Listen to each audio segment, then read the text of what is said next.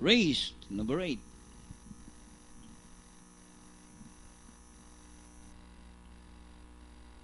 Anytime now, race number 8.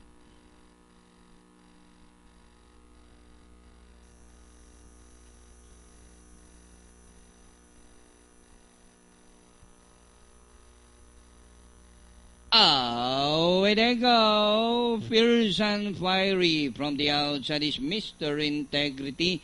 Moving up by Darrell's Joshua Slapter, Kitty West, Prince Isaiah, Dear John, and Len is the early trailer by about 7 to 8 lengths of the leader.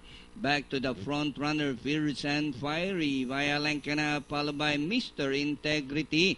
And running in third by about 3 lengths, Joshua Slapter, Kitty West, racing forward by about 2 lengths, moving up by the Prince Isaiah, Dear John, and Len.